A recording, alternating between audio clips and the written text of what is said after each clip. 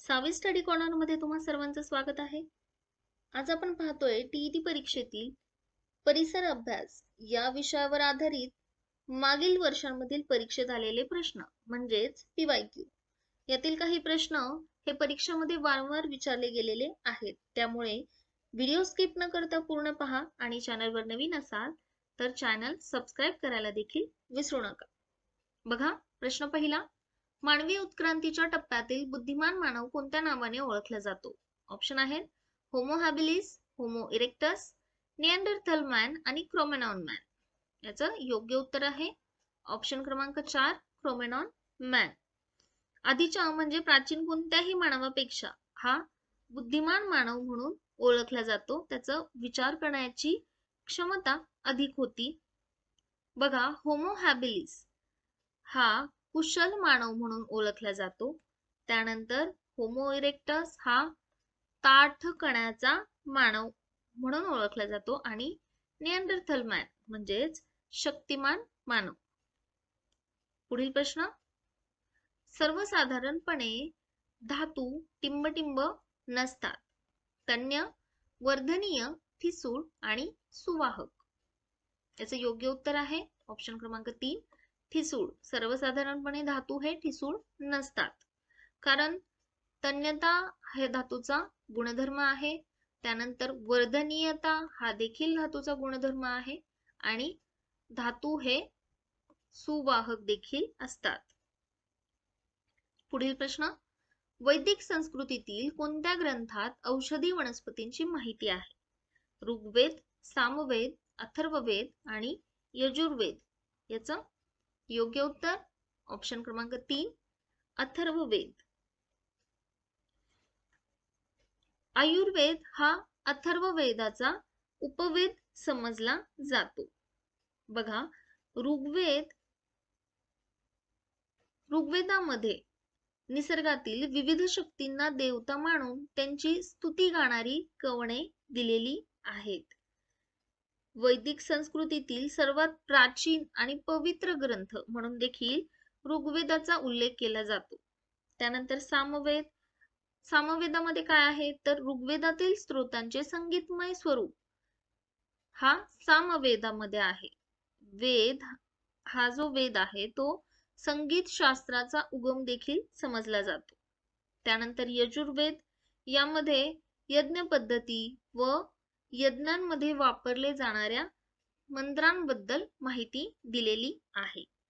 पुढील प्रश्न, देवराई या संकल्पनेचे वैशिष्ट्य खालील पर्यायांपैकी कोणते? ऑप्शन, धार्मिक पर्यटन स्थळ, वनस्पती व प्राणी संरक्षणाचा प्राचीन दृष्टिकोन, उत्तराखंड या राज्यातील प्रसिद्ध वनक्षेत्र आणि चिपको चळवळीचा एक भाग. आता याचं योग्य उत्तर आहे ऑप्शन क्रमांक 2 वनस्पती व प्राणी संरक्षणाचा प्राचीन दृष्टिकोन. देवराई या नावाचा जर आपण अर्थ विचारात घेतला तर देवाच्या नावाने राखलेले व पवित्र समजले जाणारे वन. ही जी वन आहेत ती परंपरेने समाजाने सांभाळलेली असतात. पुढील प्रश्न, माणूस सुरुवातीच्या काळात बोरुणे लिहिण्यासाठी कोणत्या झाडाच्या सालीचा उपयोग करीत असे? पळस, साल, कांचन आणि पपायरस. याचं योग्य उत्तर आहे पपायरस या झाडाच्या सालीचा उपयोग केला जात असे. पुढील प्रश्न, इतिहासाचा जनक कोणाला म्हटले जाते? हेरोडोटस, चार्ल्स डार्विन, थुसिडाइड्स आणि होमर. याचं योग्य उत्तर आहे ऑप्शन क्रमांक 1 चार्ल्स डार्विन हा उत्क्रांतीवादाचा जनक म्हणून ओळखलं जातं. तसेच तो जीवशास्त्रज्ञ देखील होता.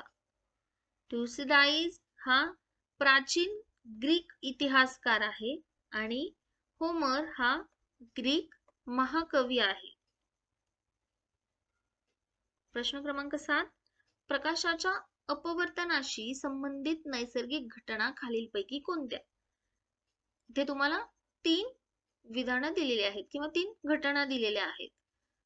अ, वाळवंटातील मृगजळ, ब, पावसाळ्यात दिसणारे आकाशातील इंद्रधनुष्य आणि क ताऱ्यांचे लुकलुकणे. आपल्याला काय ओळखायचंय तर प्रकाशाच्या अपवर्तनाशी संबंधित नैसर्गिक घटना. खाली तुम्हाला ऑप्शन दिलेले आहेत. यातील ऑप्शन क्रमांक 4 म्हणजे तीनही योग्य आहे. जेव्हा प्रकाश किरण एका पारदर्शक माध्यमातून दुसऱ्या पारदर्शक माध्यमात जाते तेव्हा प्रकाश किरणाचा मार्ग बदलतो. त्यास एका माध्यमातून दुसऱ्या माध्यमात जाताना प्रकाशाच्या गतीतील बदलामुळे अपवर्तन होत असते. म्हणजे याचा अर्थ ही तीनही विधानं की मग या तीनही घटना या प्रकाशाच्या अपवर्तनाशी संबंधित आहेत. पुढील प्रश्न. निसर्गात सापडणारे ग्राफाइट हे टिंबटिंब नसते. अधातू, काळे, कठीण आणि सुवाहक. योग्य उत्तर ऑप्शन क्रमांक 3 कठीण. पुढील प्रश्न. तंबाखू खाल्ल्यामुळे खालीलपैकी कोणते घातक पदार्थ निर्माण होतात? निकोटीन, टार आणि कार्बन मोनॉक्साईड. याचं योग्य उत्तर आहे ऑप्शन क्रमांक 4 तंबाखू खाल्ल्यामुळे निकोटीन, टार आणि कार्बन मोनॉक्साईड हे तीनही घातक पदार्थ निर्माण होत असतात. प्रश्न क्रमांक 10. इतिहासाच्या संदर्भाने पुरा या शब्दाचा नेमका अर्थ कोणता? वाडी किंवा वस्ती, दातेरी सुरी, जुने आणि परगण्यातील मोठे गाव. याचं योग्य उत्तर आहे ऑप्शन क्रमांक 3 जुने. इतिहासाच्या संदर्भात पुरा म्हणजे जुने. पुढील प्रश्न. बैसाखी पंजाब तर ओणम. योग्य उत्तर आहे ओणम हा सण केरळ मधील आहे. इथे आपल्याला सणांची माहिती समजत आहे. पुढील प्रश्न. खाद्यतेलाचे रूपांतर वनस्पती तुपात होते त्यावेळी खालील पर्यायांपैकी कोणती क्रिया घडते? हायड्रोजन मुक्त होतो, ऑक्सिजन मुक्त होतो, अभिक्रियाकारकाचे ऑक्साईड तयार होते आणि अभिक्रियाकारके ऑक्सिजन प्राप्त करतात. याचं योग्य उत्तर आहे ऑप्शन क्रमांक 2 खाद्यतेलाचे रूपांतर वनस्पती तुपात होताना ऑक्सिजन मुक्त होत असतो. पुढील प्रश्न. पर्वतरांगा व भारतातील सर्वात उंच शिखर यांची अयोग्य जोडी कोणती? अयोग्य जोडी आपल्याला ओळखायची आहे. सातपुडा अस्तंभा, पश्चिम घाट अनैमुदी, अरवली गुरुशिखर आणि हिमालय केटू. याचं योग्य उत्तर आहे सातपुडा अस्तंभा, कारण बाकी हे तीनही ऑप्शन योग्य आहेत. सातपुडा मधील सर्वात उंच शिखर धूपगड हे आहे. पुढील प्रश्न. आझाद हिंद सेनेचे कोणते बोधचिन्ह होते? पेटती मशाल, चरख्याचे चित्र, भरारी घेणारा फिनिक्स पक्षी आणि झेप घेणारा वाघ. आझाद हिंद सेनेचं बोधचिन्ह होतं ऑप्शन क्रमांक 4 झेप घेणारा वाघ. प्रश्न 15. इयत्ता चौथीतील परिसर अभ्यास या विषयात कोणत्या घटकांची मांडणी चिकित्सक वृत्ती निर्माण करण्याच्या दृष्टीने केलेली आहे? ऑप्शन. पाण्याचा काटकसरीने वापर करण्याचे महत्त्व व पद्धती, पाण्याचे वितरण, पाण्याचे गुणधर्म व विद्राव्यता आणि पाणी साठवण्याच्या पद्धती. याचं योग्य उत्तर आहे ऑप्शन क्रमांक 3 पाण्याचे गुणधर्म व विद्राव्यता. पुढील प्रश्न. चतुर्थक व्यवसाय करणारे खालील पर्यायांपैकी कोण? ऑप्शन. संशोधक, गवंडी, पोल्ट्री व्यावसायिक आणि लघु उद्योजक. याचं योग्य उत्तर आहे ऑप्शन क्रमांक 1 संशोधक. बघा गवंडी जे आहेत ते तृतीयक व्यावसायिक आहेत, तृतीय व्यवसाय करणारे.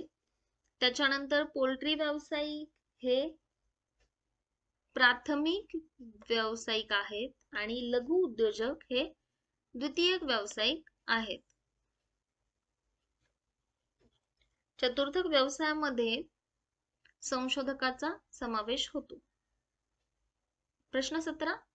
कचऱ्यातील पदार्थाचा निसर्गतः विघटनासाठी लागणारा सर्वसाधारण कालावधी लक्षात घेता योग्य उतरता क्रम खालील पर्यायांपैकी कोणता?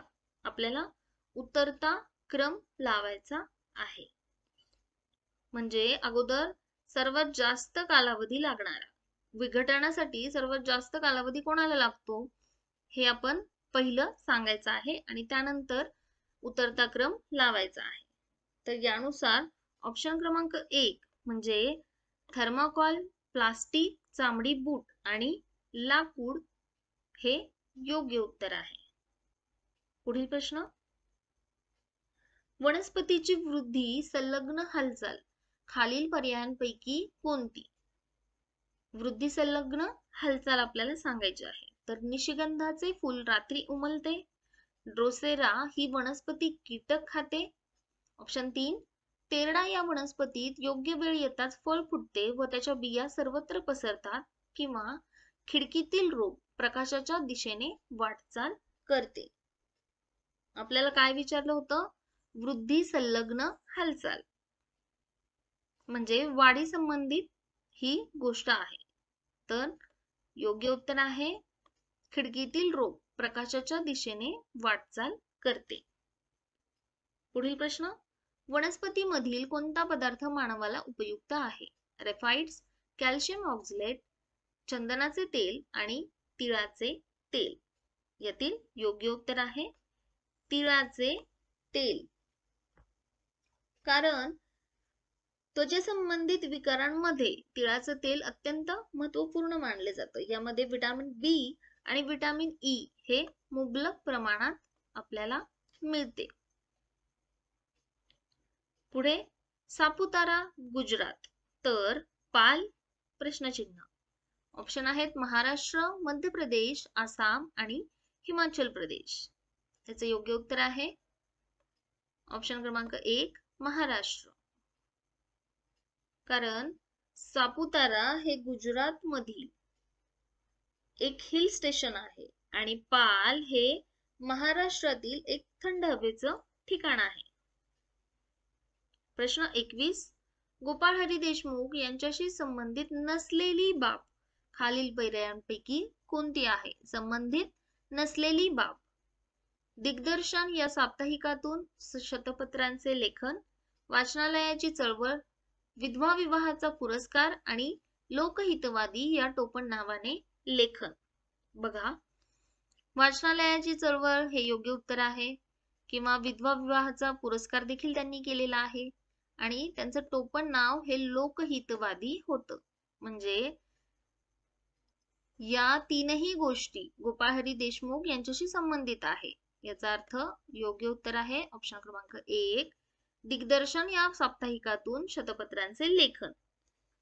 तर त्यांनी गोपाळ हरी देशमुख यांनी प्रभाकर या साप्ताहिकातून शतपत्रांचं लेखन केलेलं आहे. म्हणजे दिग्दर्शन हे चुकीचं आहे. पुढील प्रश्न, पितळेची भांडी कोणत्या धातूंच्या मिश्रणापासून तयार करतात? जस्त, तांबे, तांबे, लोखंड, निखिल. जस्त आणि लोखंड आणि निकेल. इथे निखिल झालेला आहे तर इथे निकेल हा शब्द आहे. याचं योग्य उत्तर आहे ऑप्शन क्रमांक 1 जस्त आणि तांबे यांच्या मिश्रणापासून पितळेची भांडी बनवली जातात. प्रश्न 23, पृथ्वीवर सूर्य पूर्वेला उगवतो व पश्चिमेला मावळतो कारण पृथ्वी सूर्याभोवती पूर्वेकडून पश्चिमेकडे फिरते, पृथ्वी स्वतःभोवती पश्चिमेकडून पूर्वेकडे फिरते, पृथ्वी स्वतःभोवती फिरताना सूर्याभोवती फिरते आणि सूर्याचे भासमान भ्रमण. याचे योग्य उत्तर आहे ऑप्शन क्रमांक 2 पृथ्वी स्वतःभोवती पश्चिमेकडून पूर्वेकडे फिरते म्हणून पृथ्वीवर सूर्य पूर्वेला उगवतो आणि पश्चिमेला मावळतो. प्रश्न 24, शिवरायांच्या काळात बारगीर हे संबोधन पद कोणत्या सैन्य दलाशी संबंधित आहे? घोडदळ, पायदळ, आरमार दल आणि हेर खाते. याचे योग्य उत्तर आहे ऑप्शन क्रमांक 1 घोडदळ. बारगीर म्हणजेच काय किंवा बारगीर या शब्दाचा अर्थ काय होतो तर सरकारी घोडेस्वार. हे तुम्ही लक्षात ठेवायचे. महाराष्ट्रातील सह्याद्री पर्वतीय प्रदेशात आढळणाऱ्या प्रमुख आदिवासी जमाती कोणत्या? कोरकू, वारली, वारली कोकणा, कोकणा भिल्ल आणि भिल्ल कोरकू. या प्रश्नाचं योग्य उत्तर आहे वारली आणि कोकणा या प्रमुख आदिवासी जमाती महाराष्ट्रातील सह्याद्री पर्वतीय प्रदेशात आढळतात. देवगिरीचे नामांतर करून दौलताबाद असे नाव ठेवणारा कोण? फिरोज तुघलक, मोहम्मद घोरी, अल्तमाश आणि मोहम्मद तुघलक. बघा 1326 मध्ये मोहम्मद तुघलकाने आपली राजधानी देवगिरीला आणली होती. तेव्हा देवगिरीचं नामांतर करून त्याने दौलताबाद असं ठेवलं होतं. म्हणजे योग्य उत्तर आहे ऑप्शन क्रमांक 4 मोहम्मद तुघलक. प्रश्न 27. शरीरावरील जखमेच्या जागी होणारा रक्तस्राव गोठवण्याचे कार्य कोण करतं? रक्तकेशिका, रक्तबिंबिका, रक्तलसिका किंवा रक्तग्रासिका. याचं योग्य उत्तर आहे रक्तबिंबिका. रक्त गोठवण्याचं कार्य या रक्तबिंबिका करत असतात. खालील पर्यायांपैकी निसर्गातील सफाई कामगार कोण आहे? साप, वटवाघूळ, वाळवी आणि घार. यासाठी तुम्हाला अन्न साखळी डोळ्यासमोर आणायची आहे आणि त्यानंतर तुम्हाला लक्षात येईल की साप हा द्वितीय भक्षक आहे, वटवाघूळ तृतीय भक्षक, तसेच घार देखील तृतीय भक्षक मध्ये येईल. तर आपल्या प्रश्नाचं योग्य उत्तर आहे ऑप्शन क्रमांक 3 वाळवी.